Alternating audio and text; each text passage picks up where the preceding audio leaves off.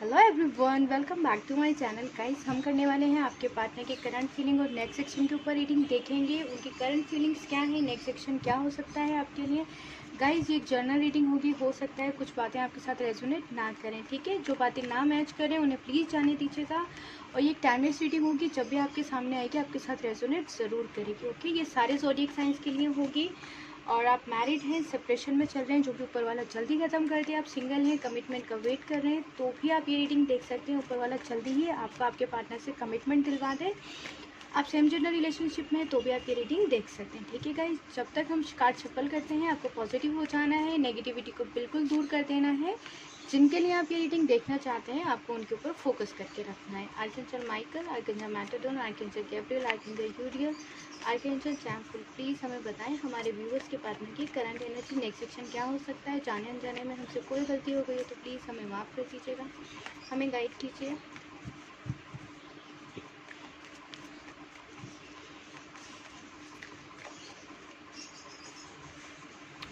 Strength,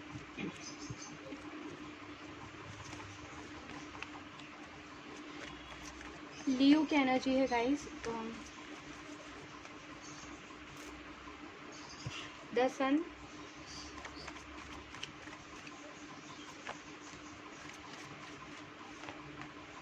justice, beautiful energy.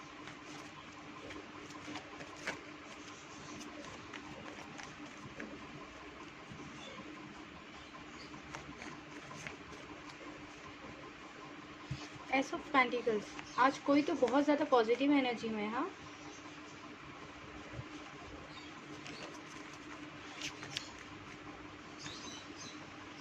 The chariot, four of vents, ये card आना चाह रहा है, ओके। किंग ऑफ वेंट्स, आप में भी ईगो आ रहा है, आप में एटीट्यूड आ रहा है आपके पर्सन की तरह। अब आप सोच रहे हैं कि आने दो एक बार, फिर बताता हूँ या बताती हूँ, जो जितना परेशान किया उसका बदला ले लोगे अब आप, है ना गाइस। यहाँ मैं अगर साइंस की बात करूँ तो यहाँ पर हमारे पास बहुत स्ट्रॉन्ग है लियो, लिब्रा, सेजिटेरियस और कैप्रिकॉर्न। वैसे मैं यहाँ पर स्टार साइंस को ना देखते हुए अगर आगे बढ़ूँ तो ये एक जर्नल रीडिंग है। सभी साइंस के लिए तो होती है ये रीडिंग, क्योंकि साइंस बताती हूँ तो सब लोग का ध्यान सिर्फ साइंस पर जाएगा, ठीक है। लेकिन यहाँ पे जो आज स्ट्रॉन्ग है वो यही सारे साइंस थे। तो चलिए हम रीडिंग स्टार्ट करते हैं। आई होप आप लोग को कार्ड्स दिख रहे होंगे। गाइस, आपके पार्टनर इस वक्त पावर में है। जो भी सिचुएशंस आप दोनों के बीच में आई थी वो खुद लेकर आए थे आपके पार्टनर उन सब चीज़ों को। और जहाँ आप कुछ भी बोलते थे आपको चुप कर देते थे। अगर आपने कोई भी सवाल किया अपने पार्टनर से तो आपके पार्टनर ने उसको जवाब तो नहीं दिया, उल्टा आपको ही चुप कर दिया। आप दोनों के बीच में आर्ग्यूमेंट्स काफ़ी ज़्यादा हुए। आप कभी पॉजिटिव होकर उनसे सवाल करते थे इस रिश्ते के लिए, कभी आप दोनों के अंदर आर्ग्यूमेंट्स बहुत ज़्यादा हो जाते थे। और आपके पार्टनर का क्या उसूल था कि हमेशा आपको चुप कर देना। आपके किसी सवाल का जवाब कभी भी नहीं दिया उन्होंने, और हमेशा आपको चुप किया। अगर अब अपोजिट में देखूँ मैं तो इस वक्त वो जो चीज़ें कर रहे हैं आप दोनों के रिश्ते के ख़िलाफ़ होते, क्योंकि अब टाइम है, एक टाइम का सर्कल पूरा होता है। वो टाइम का जब सर्कल पूरा हुआ है तो आपके पार्टनर वही चीज़ अब दूसरों के साथ कर रहे हैं। जो भी नेगेटिव चीज़ें थी, लाइक वर्क था, बहुत ज़्यादा वर्कलोड था उनके ऊपर, तो वो उस सब चीज़ों से बहुत थक गए हैं। फैमिली अगेंस्ट थी आप दोनों के, तो कहीं ना कहीं वो फैमिली से बात कर रहे हैं, फैमिली को समझा रहे हैं।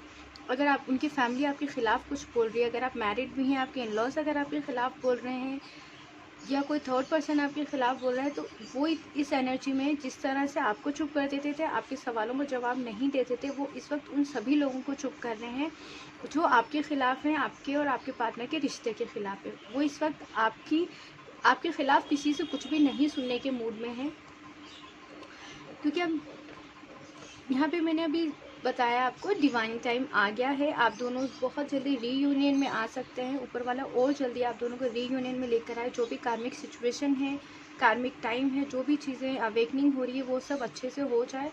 और आप लोगों को यहाँ पे अपने मूड को बहुत ज़्यादा कंट्रोल करके रखना है। मूड स्विंग हो सकता है आपका बहुत ज़्यादा, अचानक रोने लग जाना, घबराहट होना, थोड़ा सा अपसेट हो जाना, कभी कभी आप नॉर्मल होकर सबसे बात कर लेते होंगे, कभी कभी ऐसा लगता होगा मुझे किसी से बात नहीं करनी, ना कोई मुझसे बात करे। किसी ने छोटी सी बात कर दी तो आपने छोटी सी बात का बहुत बड़ा इशू बना दिया। इस एनर्जी में मत रहिएगा, ठीक है। आपके पार्टनर ये सारी चीज़ें करना चाहते हैं, आपकी तरफ वापस आना चाहते हैं लौट कर, और बहुत पॉजिटिव एनर्जी के साथ में आना चाहते हैं आपके पार्टनर। जो भी इश्यूज़ थे आप दोनों के बीच में, उन सबको पूरी तरह से ख़त्म करके आएंगे। आपको रुला दिया था, बिना बात के आपको इग्नोर कर दिया था आपके पार्टनर ने। इस रिश्ते में आपके किसी सवाल का जवाब नहीं मिला था, वो सारे सवालों के जवाब मिलेंगे आपको। आपके पार्टनर और आपके बीच में अच्छा बड़ा कॉन्वर्सेशन होने वाला है, सारी चीज़ें पॉजिटिव होंगी। अगर अब आप गुस्सा भी करेंगे तो भी आपके पार्टनर वापस से आपको चुप कर देंगे और कहेंगे मेरी बात सुनो, क्योंकि मैं अब आया हूँ या आई हूँ इस रिश्ते में नई शुरुआत करने के लिए। उनकी नई शुरुआत में भी काफ़ी ईगो और काफ़ी गुस्सा हो सकता है, ठीक है। इसी गुस्से और ईगो के साथ में आप दोनों की वापस से नई शुरुआत होगी इस रिश्ते की, ठीक है गाइस। जब वो एक गुस्सा करें तो आपको आर्ग्यूमेंट नहीं करनी, कोई सवाल नहीं करना है, क्योंकि वो किसी न किसी नेगेटिव एनर्जी से निकल के आएंगे, किसी अपने कार्मिक रिश्ते को रिलीज़ कर आएंगे। इस रिलेशन में अब जस्टिस होने वाला है, जस्टिस, क्योंकि इस वक्त आपके पार्टनर को ये फील हो रहा है कि जो भी आप दोनों के बीच में हुआ वो गलत हुआ। जिस तरीके से उन्होंने बिहेव किया है वो बिहेवियर उनका बहुत ज़्यादा गलत था, ठीक है गाइज। अगर मैं यहाँ बात करूँ, जस्टिस तो देंगे ही, ऊपर वाला भी जस्टिस करेगा, क्योंकि नई शुरुआत होने वाली है। जो चीज़ें ख़त्म हो गई थी, नो कॉन्टेक्ट सिचुएशन है, सेपरेशन हो गया है, वो सारी चीज़ें वापस से शुरू होंगी नए से। तो कहीं ना कहीं आपको थोड़ा सा सब्र रखना पड़ेगा, जल्दबाजी में कुछ नहीं करना है।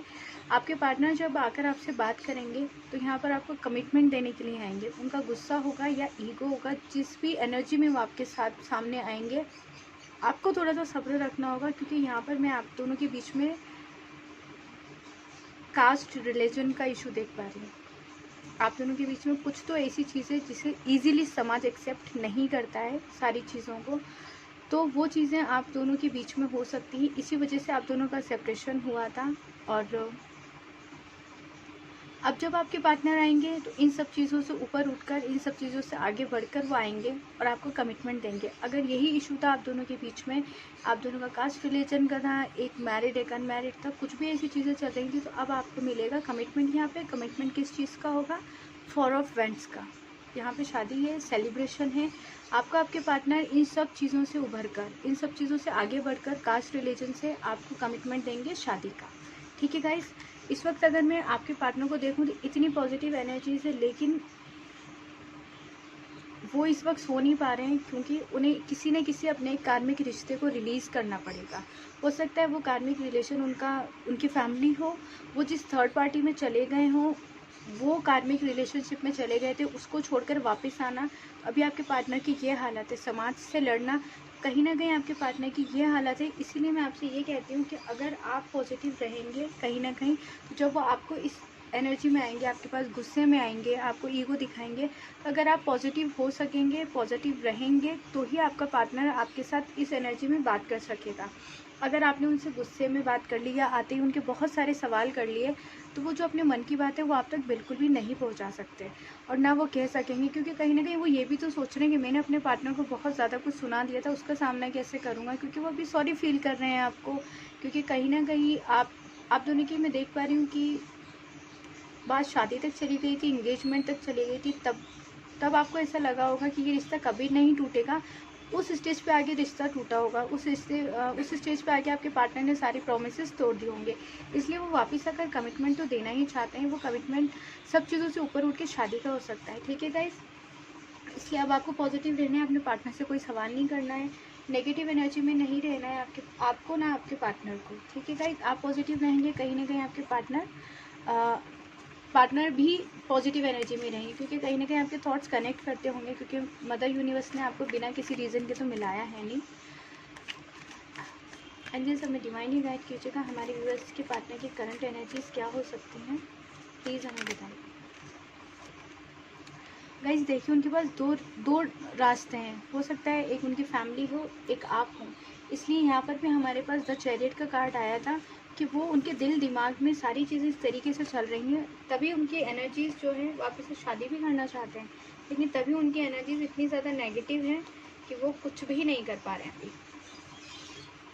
देखिए किसी कार्मिक रिश्ते को उनको रिलीज़ करना पड़ेगा आपकी तरफ बढ़ने के लिए। इसलिए उनके पास दो रास्ते हैं, दो रास्तों में से वो एक चुनेंगे, या तो समाज को, या तो आपको, या तो अपनी फैमिली को, या तो आपको। यहाँ पे सारी चीज़ें, अब समाज से ना तो उनकी शादी हो सकती, ना कुछ और हो सकता है, इसलिए वो आपकी तरफ आएंगे, शादी का डिसीज़न आपकी तरफ लेंगे। ठीक है गाइस? ओके, कौन सा कार्ड है?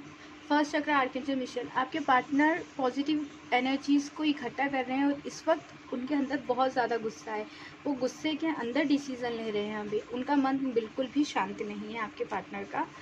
अगेन हमारे पास यहाँ 5th चक्र आर्कएंजल राफेल। एंजल्स उनकी मदद कर रहे हैं। किस लिए वही सारी चीज़ें हैं? हमारे पास 2 कार्ड आए, 4 of vends and happy family. कहीं ना कहीं वो जो ये 2 रास्ते हैं उनके दिल दिमाग में, या कास्ट इशू है, सब तरफ आप ही चल रहे हैं। आपके लिए वो समाज से लड़ रहे हैं। दो रास्ते हैं अगर उनके पास, आपके पार्टनर के पास, तो वो आपकी तरफ बढ़ेंगे। सेलिब्रेशन आपकी तरफ है। आप दोनों अगर मैरिड हैं तो एक हो जाएंगे, सिंगल है तो आप दोनों की शादी होगी। 4 of vends and happy family.